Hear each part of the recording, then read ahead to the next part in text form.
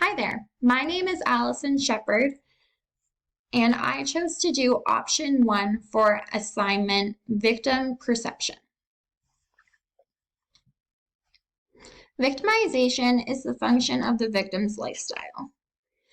In my opinion, the theory that most relates to victim perception theory is lifestyle theory.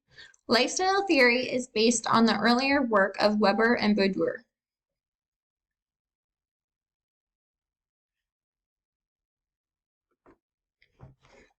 Lifestyle theory says that depending on your demographic, you are more likely to commit crimes.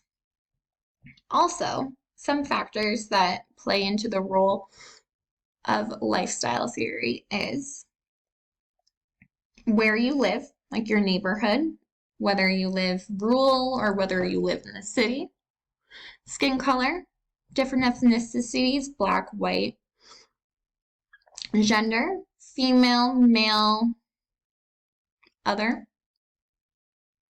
and where you were raised, also depending on what country you come from, and your income. Depending on how much income you make can greatly impact whether you are a victim of crime or not.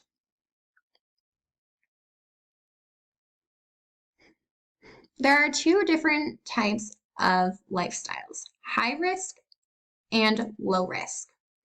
High risk lifestyles usually entail drinking, drugs, partying, and doing things that can get you into trouble. Hence why it's called high risk.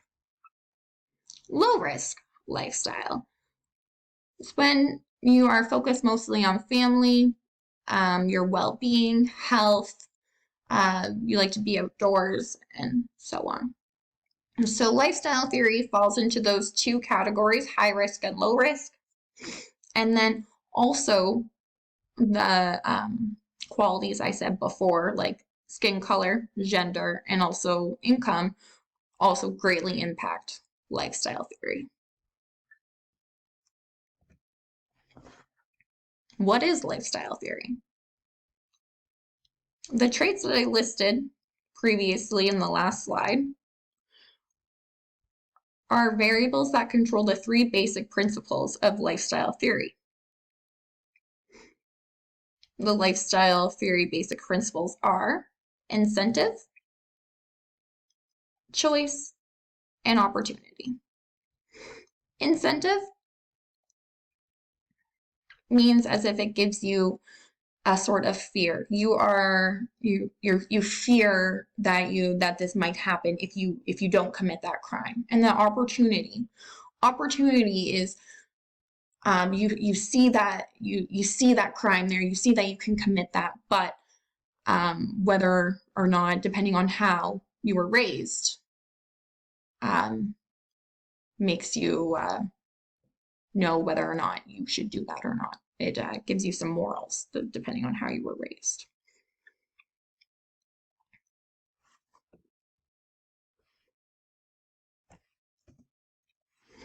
Lifestyle theory views victims through a lens of motivated offender and attractive targets or victims. The absence of parental roles and also income as well. Lifestyle theory outlines that if you act a certain way, you have more of a chance of being a victim. So for some real life some real life experiences here to back up this theory is where you live, the neighborhoods.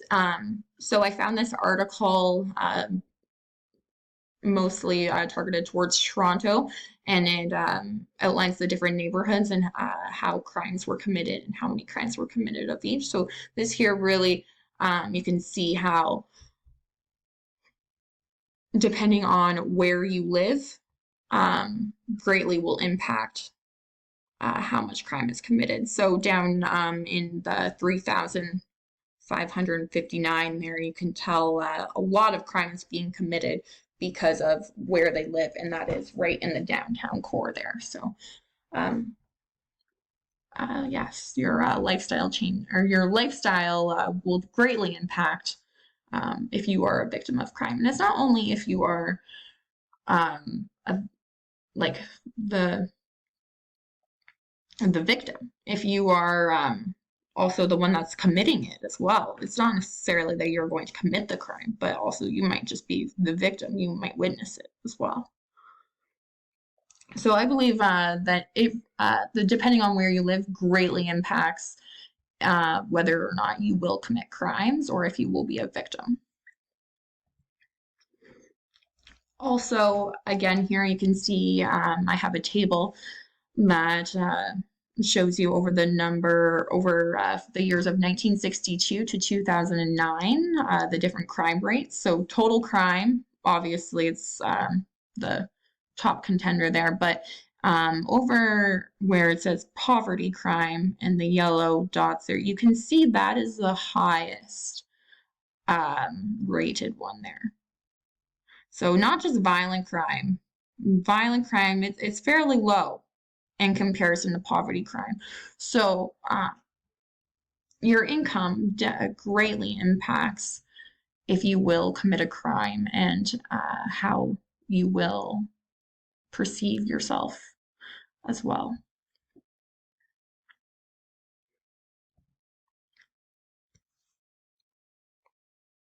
In conclusion, lifestyle theories, social experiences, equality in childhood and adolescence has a major impact on your adult life, and whether or not you are more likely to commit crimes or not.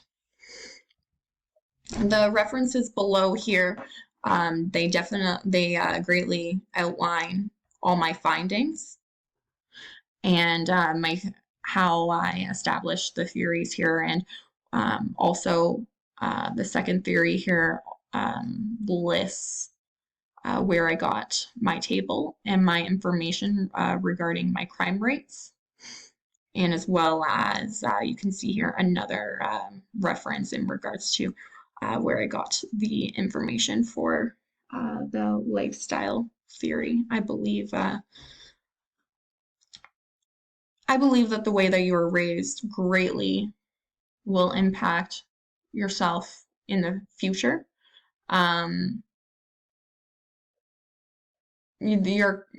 way that you perceive yourself also is how crimes are also committed. If you look in the mirror and you see yourself as people don't respect you, you don't have your gender isn't necessarily what other people expect it to be. And it can definitely have a big toll on you. So your upbringing is very, very crucial in your adult life.